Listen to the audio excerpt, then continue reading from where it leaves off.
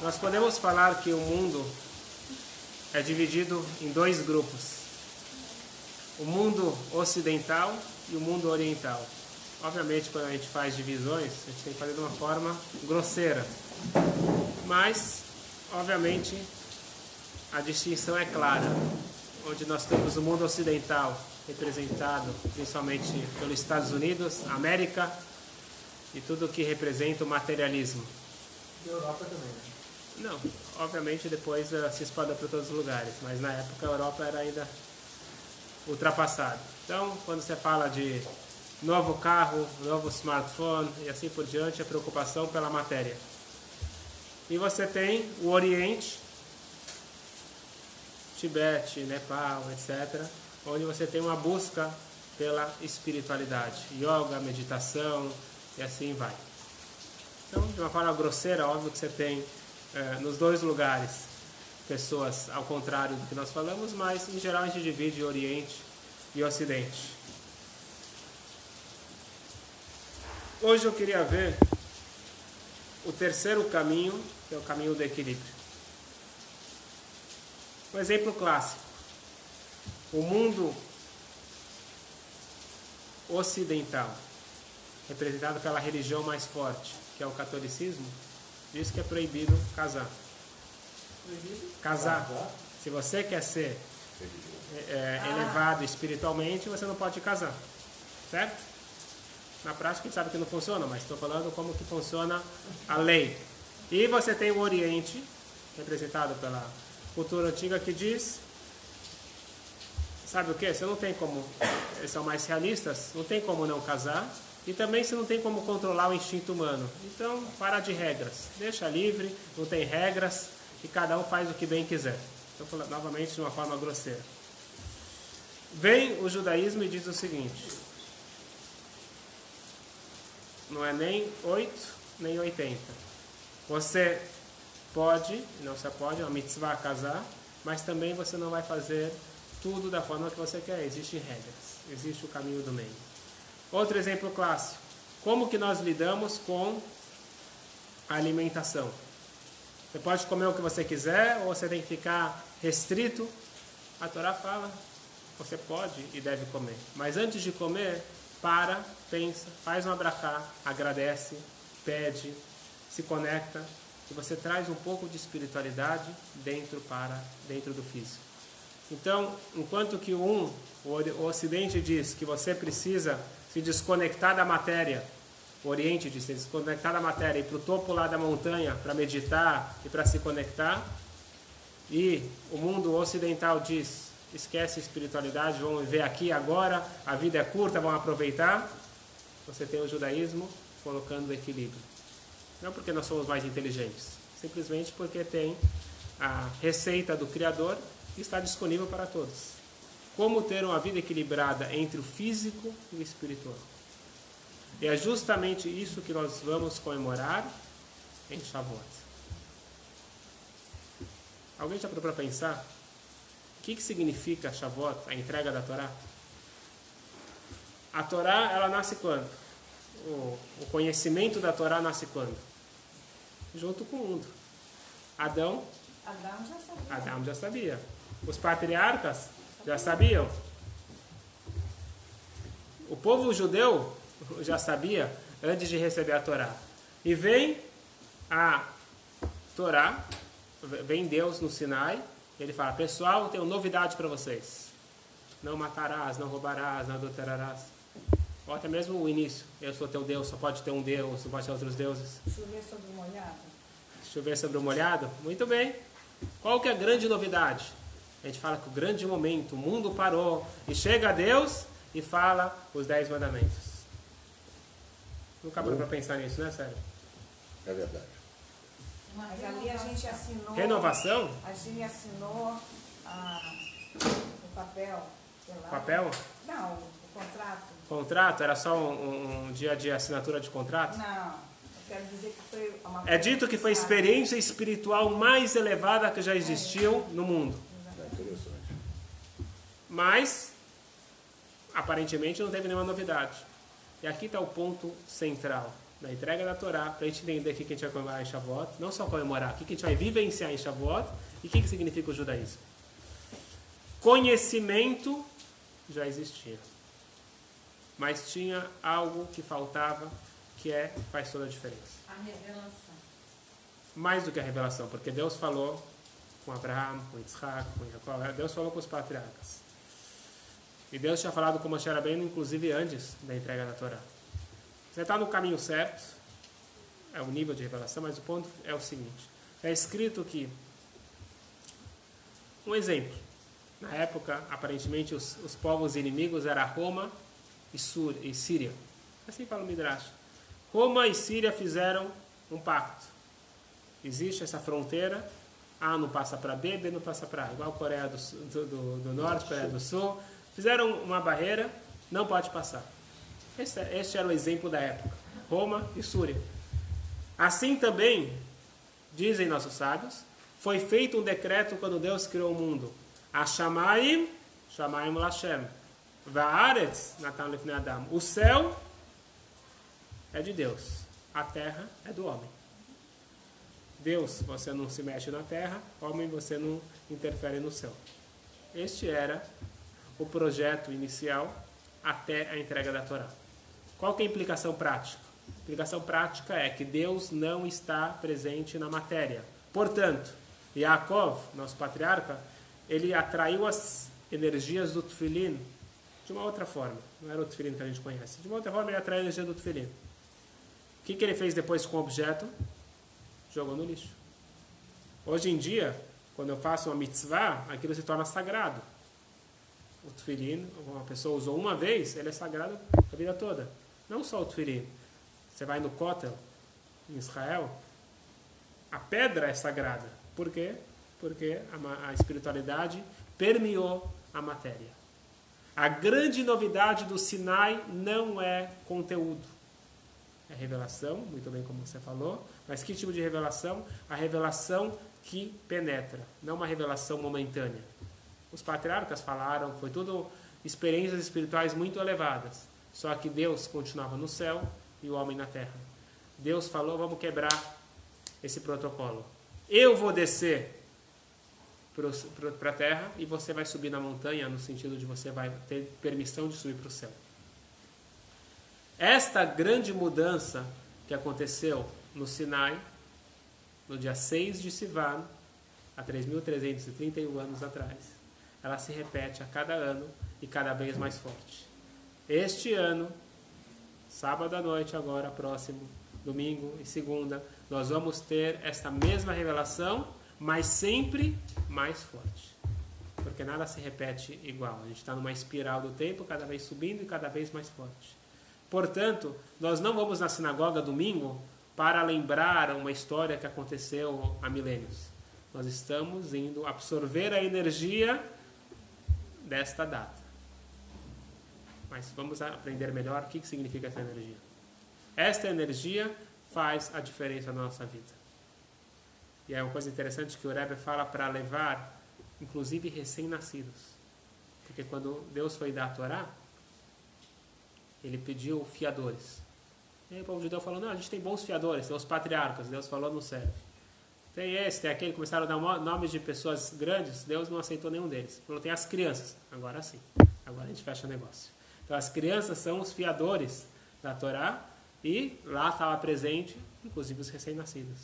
Então existe essa grande ênfase de Shavuot, ir, não é relembrar o passado, é absorver energia, e nada melhor do que levar um recém-nascido para ter brachá, para poder trazer essa energia para dentro de si.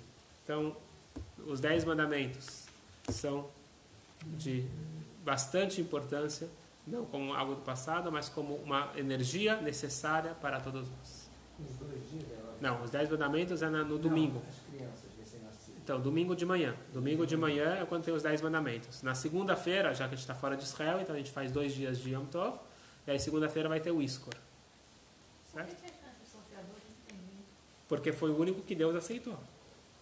Deus falou, eu vou fazer um contrato com vocês, mas preciso de um fiador. Quem vai garantir que vocês vão cumprir o que a gente está combinando hoje? Aí eles falaram, a gente tem rabinos, tem patriarcas, tem pessoas elevadas. Falou, isso não serve para mim. tem o futuro, tem as crianças. Aí sim. Mas aí ficou esse conceito que as crianças são os nossos fiadores, aqueles que garantem a continuidade do cumprimento das mitzvot.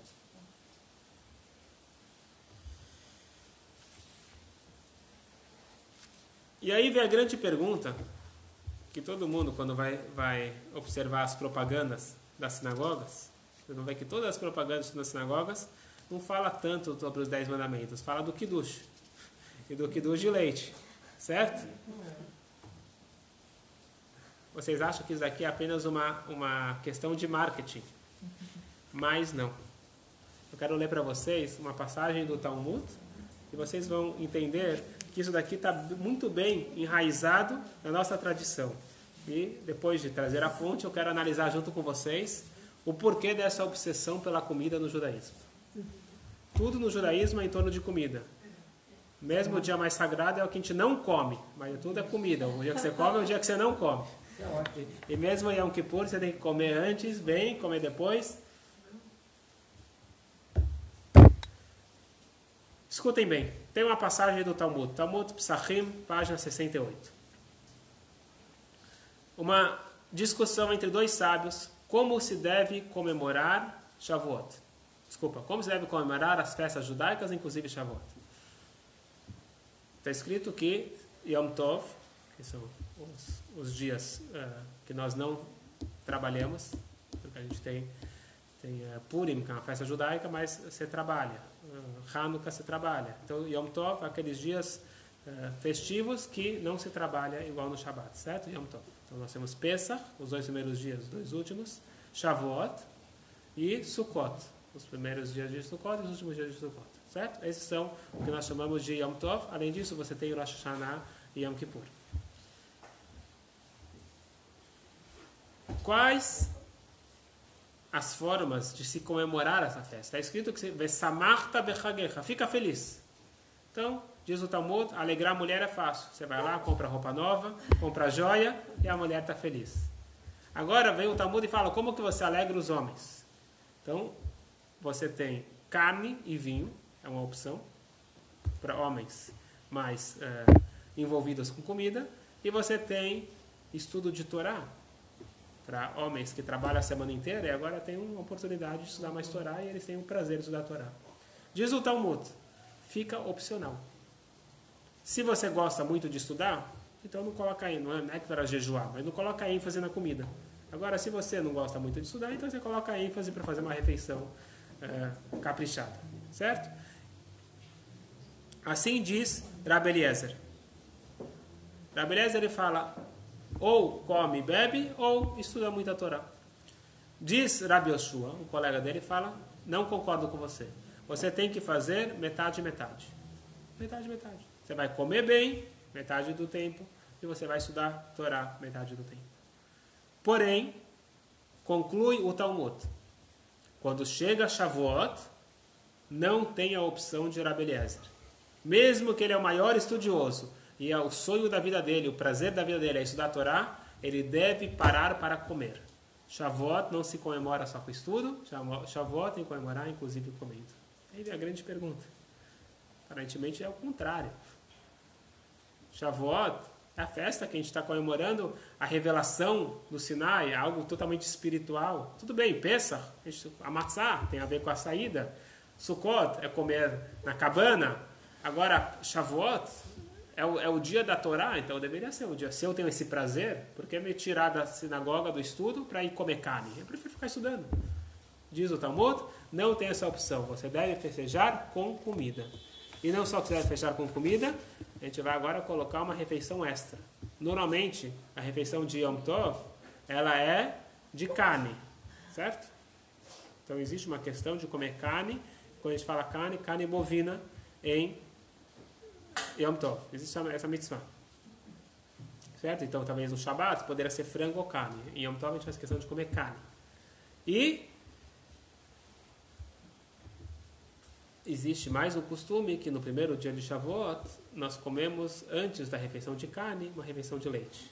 Só é importante explicar que as pessoas confundem um pouco, acham que é para mitzvah de comer leite no jantar de Shavuot. Isso está errado. O jantar de Shavuot é de carne porque é Yom Tov. O almoço de Shavuot também é carne. Mas antes da refeição de carne, a gente come uma refeição de leite. Então, não só que a gente come as refeições comuns de Yom Tov, que é uma noite, uma de manhã, a gente acrescenta mais uma refeição de leite. A gente vê uma grande ênfase. Mas não seguir. Não seguir, a gente tem que esperar. Então você tem que lavar a boca, esperar. Ou, de acordo com o Zohar, a gente costuma esperar 1 hora entre quando você acabou de comer o leite para comer a carne. De carne para leite é 6 horas. De leite para carne, aí depende do costume. Tem gente que os faradim só lavam a boca, tem os que esperam meia hora, e pela Kabbalah a gente espera 1 hora. Então a primeira pergunta de hoje é: qual que é a ênfase na comida no judaísmo e principalmente no dia da entrega da Torá? E a segunda pergunta, que não é uma pergunta, mas um detalhe interessante que vale a pena explicar, da onde surgiu o costume de comer leite em Shavuot. Então, existem inúmeras explicações, vou apenas citar algumas, para a gente poder saber o que responder quando vão te perguntar. Então, existem os motivos clássicos, que a Torá foi dada em Shavuot, e aí foi dadas as leis de como comer carne. Comer carne kasher não é assim, não é instalar o dedo. Você tem que ter a faca certa, saber fazer a shchita, saber salgar a carne, tirar os nervos, etc., tirar a gordura. Isso daqui você não aprende em meia hora. Então, Deus acabou de dar a Torá, eles não tinham como comer carne, era um processo. Agora leite, só tira leite da vaca e você come, você toma.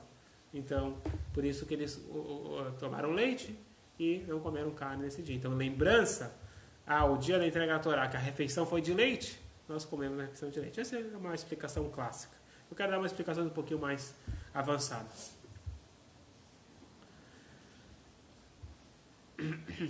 Nós temos 365 mitzvot negativas, quer dizer, tem 365 preceitos que nós não podemos fazer. Não comer hametz em Pesach, essa mitzvah negativa. Comer matzah em Pesach, matzah positiva. Então a gente tem 248 positiva, 365 negativa. 365 corresponde aos 365 dias do ano. Portanto, cada dia tem a sua mitzvah. Não quer dizer que cada dia você cumpriu apenas uma mitzvah, mas cada dia você tem uma ênfase em uma mitzvah. E espiritualmente é dito que essa mitzvah, ela é a rainha do dia, e ela fica espiritualmente pedindo mais atenção. Se você contar as 365 mitzvot, a mitzvah número 66 é não comerás carne com leite, não pode misturar carne com leite, certo? Essa mitzvah é 66. Se você contar desde o primeiro dia de Nissan, que a gente sabe que pela Torá a contagem dos meses começa em Nissan, certo? Então você tem Nissan inteiro, Iyar inteiro e 6 dias de Sivan, dá 66. Então a mitzvah do dia de Shavuot é a mitzvah de não misturar carne com leite. Então, para a gente colocar ênfase nisso, a gente faz uma refeição de leite e não faz junto com a carne, separa e depois come a carne. Então, esse é um motivo curioso. Agora, mais um motivo interessante é o seguinte: no mérito dessa mitzvah, nós recebemos a Torá. Quando Deus, a gente contou semana passada, quando Deus foi entregar a Torá para Moshe Rabbeinu, os anjos disseram que a Torá não poderia ter sido dada aos homens, tem que ser dada para os anjos. Deus pede para Moshe Rabbeinu responder, certo? Isso a gente viu semana passada. Tem um Midrash que diz, o Talmud fala que uma das coisas que o Moshe Rabbeinu falou para os anjos é o seguinte: Deus falou para os anjos, está escrito na Torá que não pode comer carne com leite. E vocês, anjos, comeram. Quando vocês foram visitar Abraham Avinu, a famosa história, quando Abraham tinha feito o Brit Milá e ele foi visitado pelos 3 anjos, ele serviu carne com leite. Certo? Tem explicações que diz que ele serviu primeiro leite, depois carne, mas de acordo com essa explicação, os anjos comeram carne com leite junto, e por isso eles não receberam a Torá. Então, em lembrança que a gente recebeu a Torá no mérito de não comer carne com leite, diferente dos anjos, então nós comemos a refeição de leite. E assim, se vocês quiserem, a gente pode encontrar mais de 200 explicações porque comer leite tem um valor numérico de 40 e assim por diante. Mas vamos parar por aqui. o importante para essa aula de Kabbalah é o seguinte: por que pela Kabbalah existe essa obsessão, a gente pode chamar, pela comida?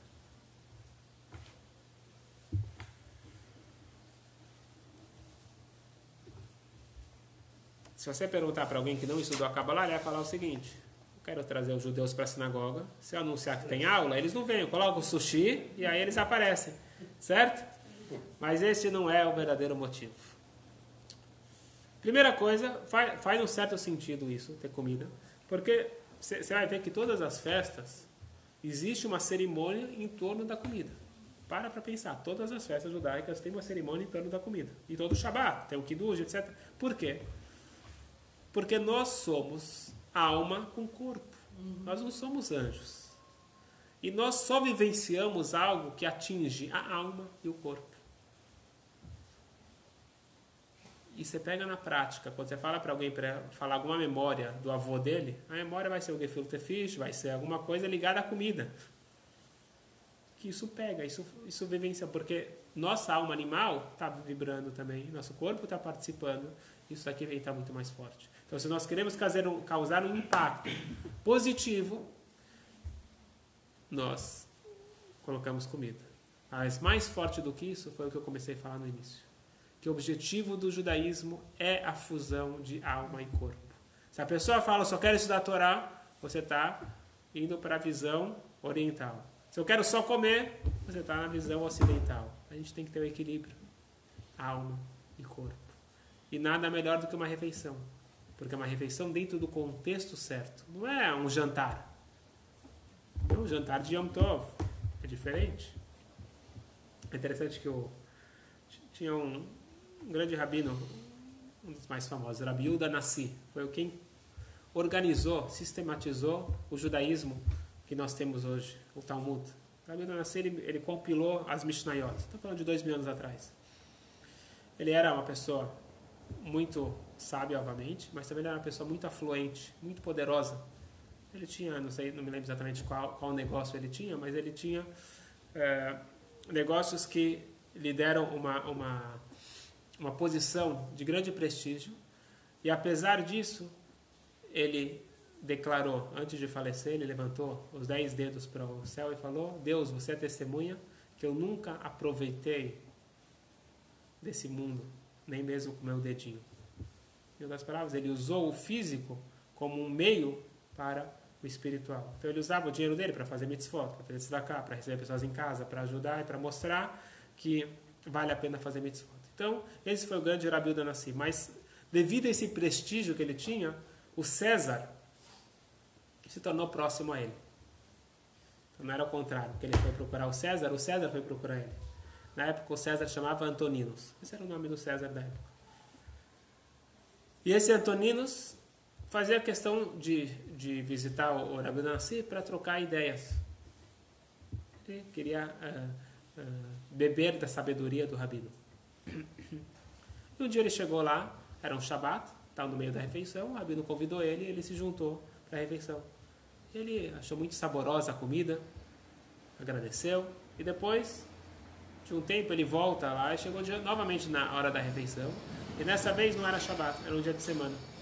Ele foi bem servido, e dessa vez a comida estava bem quente, que normalmente no Shabat, principalmente naquela época, não sei como eles conservavam a comida quente. Hoje em dia a gente tem chapa, tem tudo, tem jeito de conservar a comida, mas não é tão quente, saindo vapor, igual dia de semana que você acabou de tirar do fogão.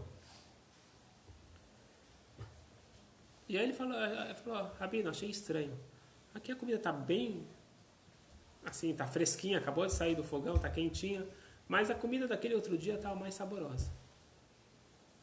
O Rabino falou, é que está faltando um tempero. E por que você não me falou? Eu tenho no meu palácio, eu tenho tudo, falta alguma coisa para mim? Me pede o tempero que eu te dou. Não, o senhor não entendeu. Esse tempero se chama Shabat. Esse tempero não tem no seu depósito. Este tempero é o que nós devemos colocar na nossa vida. Então existe o Shabat, existe a Brachá antes. Este é o tempero que tempera o físico e permeia ele o espiritual. Então a nossa vida, e essa é a grande contribuição da Torá no Sinai, grande contribuição de Shavuot, e essa é a mensagem, Nós vamos conectar, nós vamos juntar a Torá, quer dizer, o espiritual com o físico através da Torá.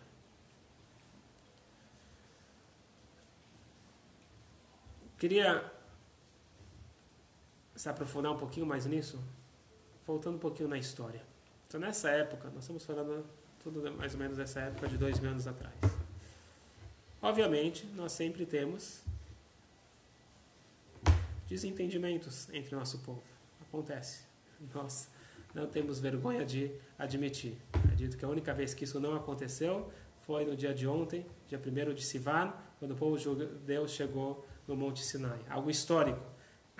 Dia 1 de Sivan, Vaichan Sham Israel, o povo todo acampou. Está escrito que todos eles acampou, em vez de falar acamparam. É usado o verbo no singular, Vaichan, em vez de Vaichanu. Por quê? Que Ish Echad Belev Echad, como um só homem, um só coração. Então, foi algo único. Mas, depois, infelizmente, nós tivemos desentendimentos. E nós falamos hoje de várias linhas e segmentos no judaísmo, mas o problema começou na época ainda do segundo templo, onde um grupo dos saduceus, vocês já ouviram falar, os Baitossim. Os Baitossim, não ouviram falar? Ouvi falar, mas não conheço. Sim. Certo?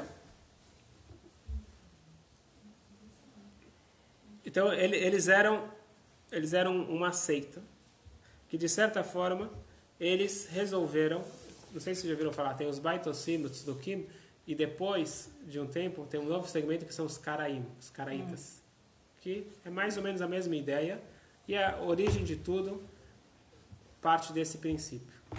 São pessoas que resolveram que eles querem posições de prestígio, querem liderança, e eles não são gabaritados. Então, por exemplo, você tem o famoso Anan ben David. Esse Anan ben David, ele era sobrinho, se eu não me engano, de um dos líderes da comunidade na Babilônia. Que, depois da destruição do primeiro templo, na Babilônia tinha um centro judaico mais forte do mundo.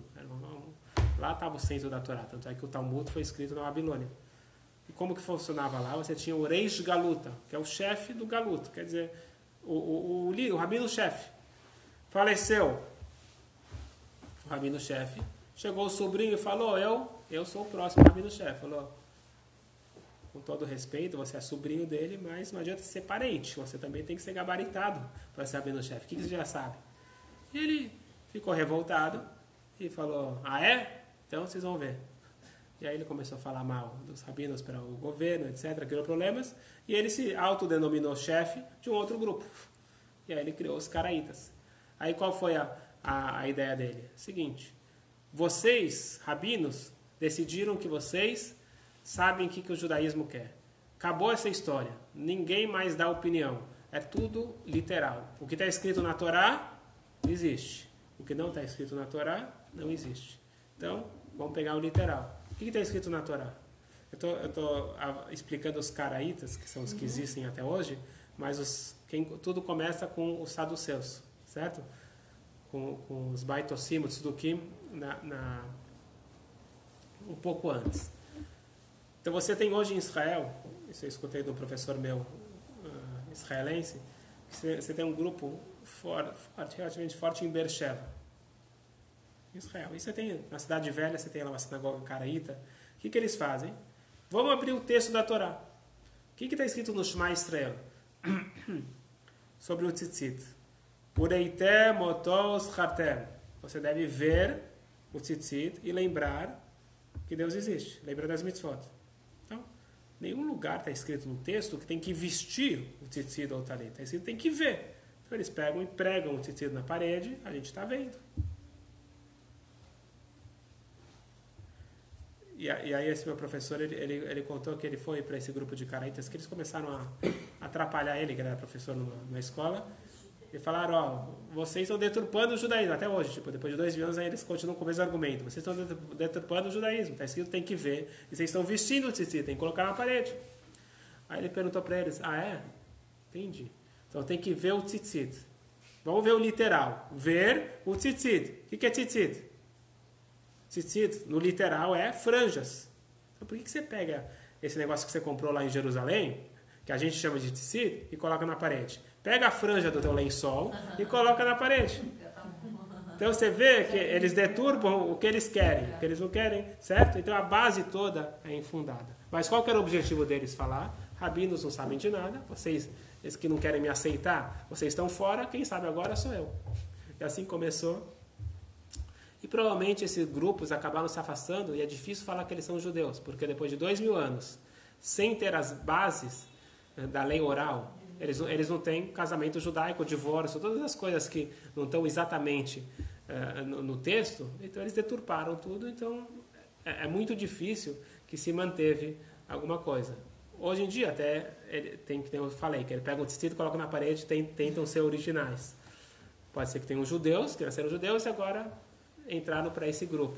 Outra coisa que eles fazem, eles comem Shabat no escuro, comida fria no escuro, porque o literal está escrito, não pode tevaru esh bechol sheter, não pode ligar o fogo no Shabat. Aí é literal, mas não é isso que está escrito. Você não pode ligar fogo no Shabat, mas se você ligou antes, a luz está ligada de antes, não tem problema, e assim por diante. Então não vamos entrar... Isso é interpretação. Mas a interpretação deles não funciona, porque o judaísmo sem a Torá oral não funciona. E vós afligirei vossas almas no 10º dia do 7º mês. O que quer dizer isso? Yom Kippur. Afligir a alma, quem diz que é jejum? Eu posso pegar um alfinete. Quem diz que é jejum? Então, não existe judaísmo sem a Torá oral. E a Torá oral não é invenção dos rabinos. A Torá oral foi dada no Sinai, em Shavuot, para Moshe Rabbeinu, que transmitiu para Yoshua, que transmitiu para o povo, que foi passando de geração em geração. E não existe judaísmo sem Torá oral. Porque a Torá escrita são códigos. É igual você que não é advogado, chegar e pegar o Código Civil e começar a falar que a lei... Você não vai entender nada. Você tem que estudar. Você tem que ver. Mas eu vou dar minha interpretação. Pode dar a tua interpretação, mas existe o que é sabido e é passado de geração em geração. O que significa esses códigos? Eu já dei um curso sobre isso. Outra vez a gente pode, talvez, repetir esse curso.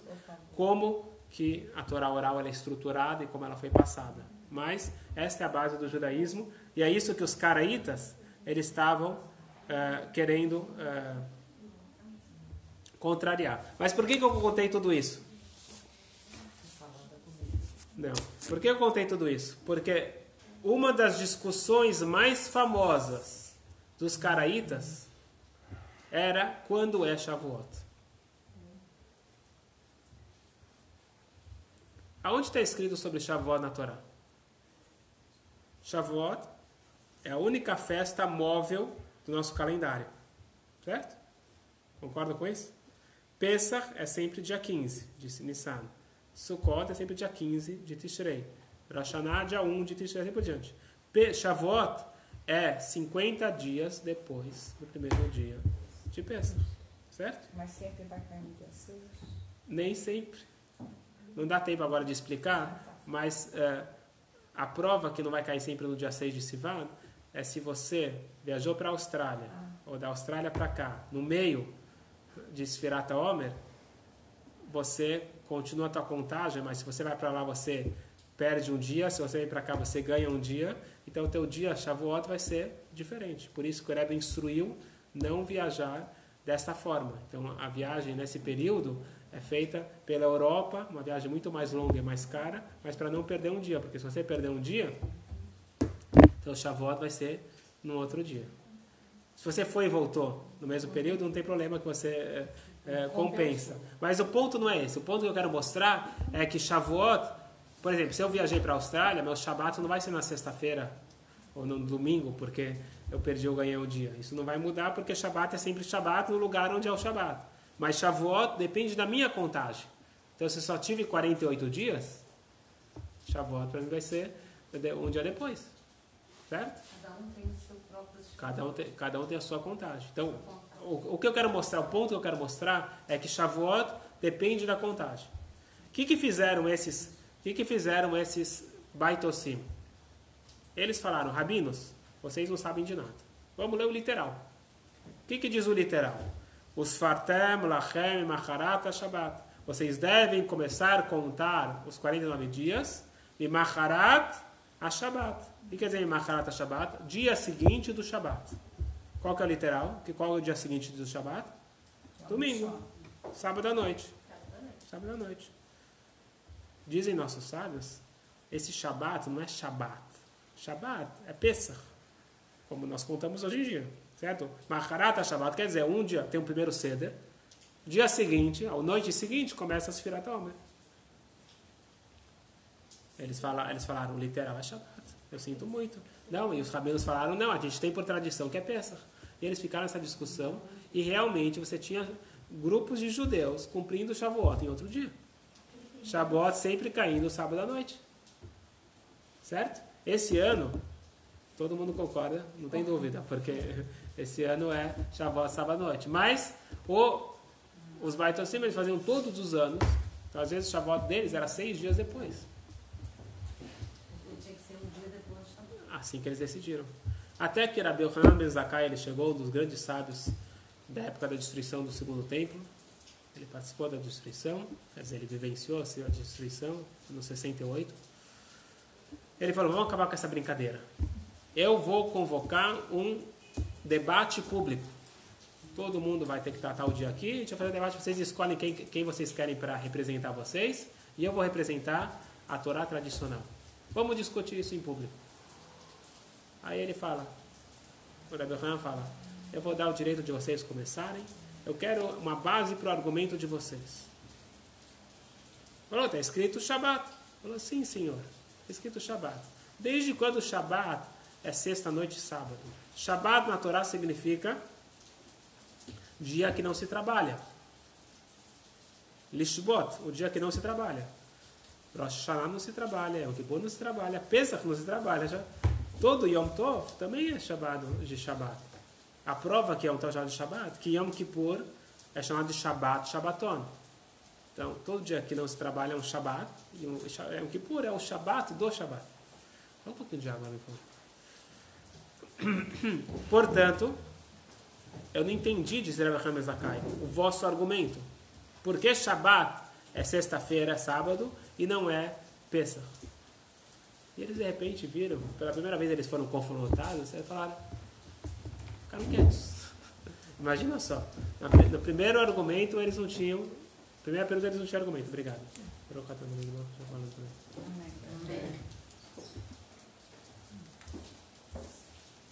E aí de repente, sempre tem aquele esperto, né?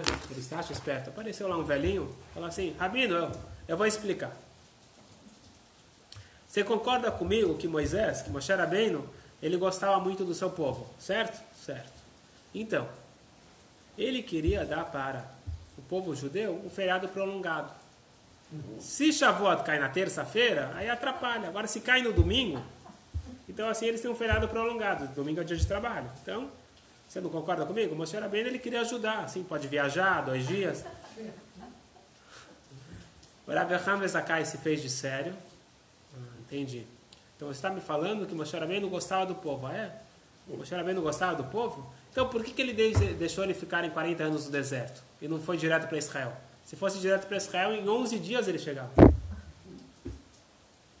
Aí eles ficaram quietos e aquele argumento acabou e realmente muita gente foi praticamente corrigido essa falha e esse erro, né, desse segmento que estava afetando o povo judeu. Uma história bonitinha para você contar, mas todas as histórias não são apenas histórias. Eu quero analisar com vocês uma coisa curiosa. O rabino, Rabi Hanan ben Zakkai, está falando, você acha que Moshe gostava do povo? Se ele gostava do povo, por que não levou eles para Israel direto? Então olha o que saiu dessa história. Os Beit Hossim estão falando bem de Moshe Rabbeinu. E o Rabi Hanan ben Zakkai está falando mal de Moshe Rabbeinu. Pode ser uma coisa dessas? Só que aqui a gente vai entrar o que significa amor. Eles estão discutindo o que significa amor. Exemplo clássico. Nós temos uma criança que é amada pelos seus pais e uma criança que é amada pelos seus tios, por exemplo. Por que as crianças normalmente gostam de passear contigo? Porque tudo pode, e tudo que ele quer ele recebe. E agora com os pais, tem horário de dormir, tem que escovar o dente, tem um monte de regra. Agora, quem ama mais a criança? Aquele que deixa tudo, aquele que disciplina e educa. E é justamente esta questão que eles estavam discutindo. Os Beit Yosef falaram, Moshe Rabbeinu, ele ama o povo. Sabe o que quer dizer amor? Amor é dar férias, dar feriado. Isso é amor. Se você coloca 2 dias juntos para descansar, essa é uma pessoa que ama. Diz para Abraham Zakai, você não entendeu o que é amor. Às vezes você tem que deixar um povo 40 anos no deserto para amadurecer. Isto é amor. Ele podia simplesmente falar, vem comigo, eu sou gente boa, vamos para Israel direto. Não, ele entendeu que eles não estavam prontos para entrar em Israel. Este é o verdadeiro amor. E de certa forma, eles estavam discutindo o que nós estávamos falando antes. O que é judaísmo, o que é a Torá. A Torá é fugir da responsabilidade, é ir para o céu. Isso não é a Torá. A Torá é trazer o céu para a terra. A Torá é juntar os dois. Se vem, isso daqui na verdade representa a essência da discussão deles. Os Beit Yosef falam o seguinte, a Torá só existe a Torá escrita. O que é a Torá escrita? A Torá escrita é que veio do Sinai. E não tem espaço para esforço lá. Aquilo é uma coisa pronta do céu. O que é a Torá oral? Vai sentar na cadeira, quebrar a cabeça para entender o Talmud, para entender a Torá. Você precisa ficar estudando, se esforçando, de baixo para cima. Então eles falam que amor divino é dar tudo pronto. Vem, o Rabbi Hamed Zakai nos ensina que o amor verdadeiro é dar a chance de evoluir. O que nós estamos fazendo aqui, a chance de poder evoluir e não ficar apenas no presente e no fácil, isso daqui não é judaísmo. E esta era a discussão dos dois. Uma história bastante interessante do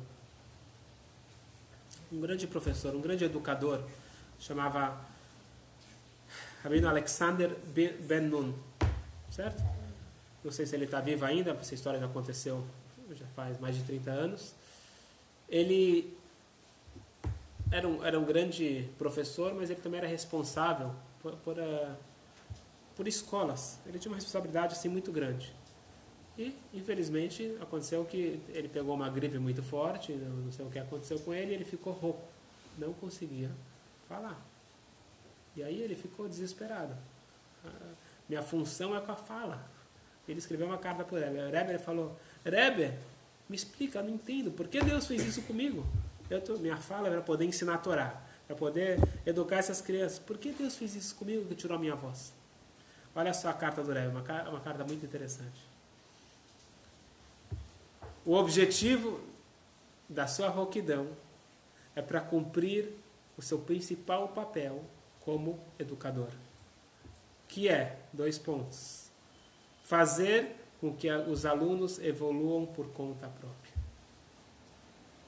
Você deve aproveitar esse período que você vai ser forçado, entre aspas, a falar menos e ficar mais quieto, para poder despertar os alunos, para eles poderem evoluir, não pelas tuas palavras, mas sim pelo esforço próprio.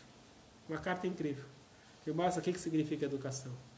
Então, hoje em dia, já estão questionando o Baruch Hashem, mas ainda tem muito esse conceito, que o professor fala, você copia, você obedece, escuta. Óbvio que você tem que ter respeito pelo professor, não é isso que eu estou querendo questionar. Mas você tem que ensinar a pessoa a pensar, e não a decorar, e não dar tudo mastigado. Novamente, você pode ajudar teu filho a fazer o dever de casa, e ele vai tirar 100 e pronto. Não, mas se você quer ensinar ele, você tem que ajudar ele a pensar, a raciocinar, a aprender.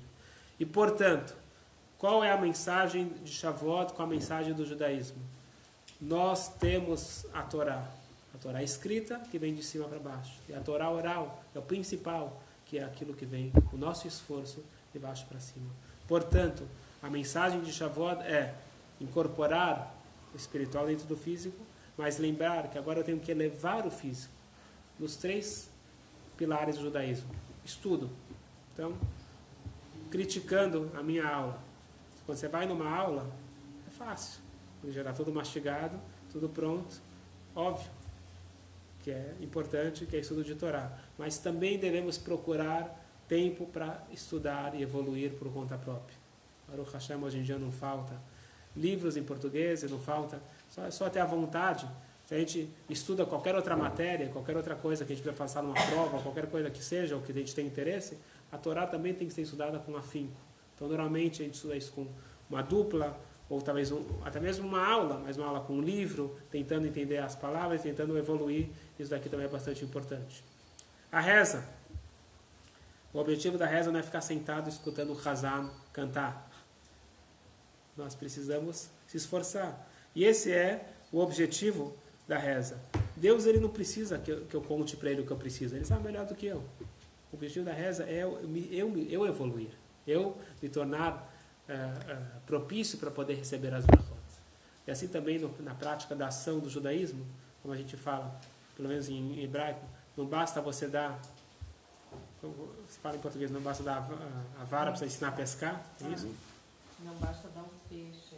Dar o peixe, tem que dar a panela? Não, tem que dar a vara. Ensinar a pescar. Então, em hebraico se fala... Não adianta dar a vara. Você estava certo. Tá certo, não? Não adianta dar a vara, tem que ensinar a pescar.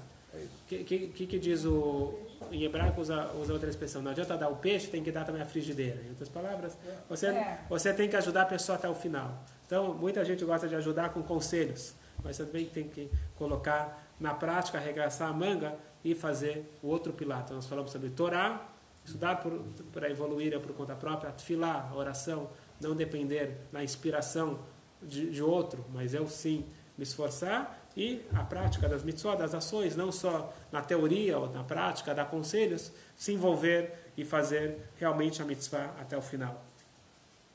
Se nós vamos colocar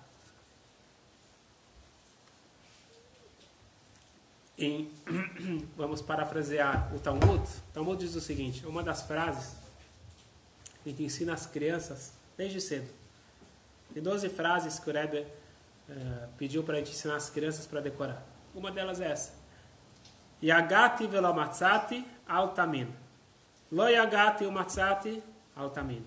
Yagati o matzati tamin. Se alguém diz, eu me esforcei e não consegui, não acredite. Eu não me esforcei e consegui, não acredite. Eu me esforcei e consegui, acredite. Os Baitossim falavam o seguinte, eu não me esforcei e consegui. Certo? Eu não quero esforço. Para mim, o judaísmo é sem esforço. Tudo que vem pronto. Quero a Torá escrita. Diz o Talmud, também não acredite. Se você quer judaísmo, yagati o matzati. É o esforço, é o empenho. É isso que vai fazer a diferença. E é isso que é valorizado. Se eu tirar 100 na prova sem esforço, não é valorizado. No mundo acadêmico é valorizado. No mundo judaico, aos olhos de Deus, o que vale é o esforço. Então, pode ser que eu esforcei muito e tirei 10. Tirei 5. Não interessa. Aquilo foi com esforço, foi com suor, foi o máximo que eu posso. Aquilo é 100. O outro, que fez de qualquer jeito, e no final das contas, isso é fato. Aquele que se esforça, ele vai se dar melhor aquele que não se esforça. E nós precisamos incorporar isso na nossa vida. Quem ganha não é o mais forte, quem ganha é o mais empenhado. E o empenho vem junto com a alegria. E por isso que nós falamos, o desejo para Shavuot é Kabbalat, a Torá, Besimcha Beprimiut. Que você possa receber a Torá. Deus vai dar a Torá, isso não tem dúvida. Deus vai dar a Torá, dia 6 de Sivan, Shavuot, Deus vai dar a Torá. Apenas assim eu vou receber. Para eu receber a Torá, tenho que me preparar. E por isso que a gente se prepara agora, antes de Shavuot, e intensamente, na noite de Shavuot, a gente passa a noite estudando Torá, pelo menos estudar mais Torá que o normal, na noite de Shavuot, sábado à noite, para poder receber a Torá. Então, Kabbalat a Torá, Besimcha, alegria, Ubepnimiut, que ela penetre, que ela torne íntima, e não uma coisa abstrata. A coisa abstrata é quando vem de cima sem esforço. Para penetrar, precisa ser com esforço. Então, esse é o nosso desejo para todo mundo, que possamos todos nós receber a Torá com alegria, de uma forma íntima e com bastante brachot para todos nós. Chag Sameach, Shalom Shalom. Sim, fala. Foi o Rabi Yehuda Nassi que mandou escrever a Torá oral? Foi Rabi Yehuda Hanassi que ele compilou e decidiu que deveria ser escrita a Torá oral. Muito bom, muito bom. É porque a gente fala Torá oral, hoje em dia a Torá oral está escrita, mas ela começou a partir de Rabi Yehuda Hanassi. Muito bem. O estudo da Torá, escolheria algumas paraxotes? Então, existe uma pergunta. O que a gente estuda na noite de Shavuot? Então, existe um costume bem antigo, que isso daqui pela Kabbalah existe bastante importância, que é chamado Tikkun. Tikkun quer dizer uma retificação da alma. Tikkun Lei Shavuot. Que é um livro que ele, não posso falar que ele resume, mas ele pega passagens de toda a Torá. Então você tem o início e o final de cada paraxá. Ele passa por todo o Tanakh. Depois ele passa por todo o Talmud, pegando partes de cada... E ele passa pelo Zohar, pelo Etz Chaim. Não, esse livro tem em hebraico. Em hebraico? Tikkun Lei Shavuot. Eu não sei se em português realmente não tem, talvez tenha em inglês. Isso é o que nós fazemos. Mas, independente disso, o importante é estudar a Torá. Então, qualquer um pode pegar o livro que ele tiver acesso, ou participar de aulas, o que for. Estudar a Torá nessa noite, e como prometem nossos sábios, todo aquele que estuda a Torá nessa noite, é garantido que ele vai receber o Keter Torá, a coroa da Torá. Não sei o que significa, mas posso falar que é uma coisa boa. Algo espiritual. Não é obrigado a tirar a noite toda? Não tem nada que é obrigado, a gente está só falando que é sugerido e vale a pena. Se tem pessoas que já passaram a noite em outros ambientes, então vale a pena. Sábado à noite ainda. Então, pode ser que já passou sábado à noite em outros lugares. Então, a gente passa sábado à noite estudando a Torá. Mal não vai fazer. Não, com certeza.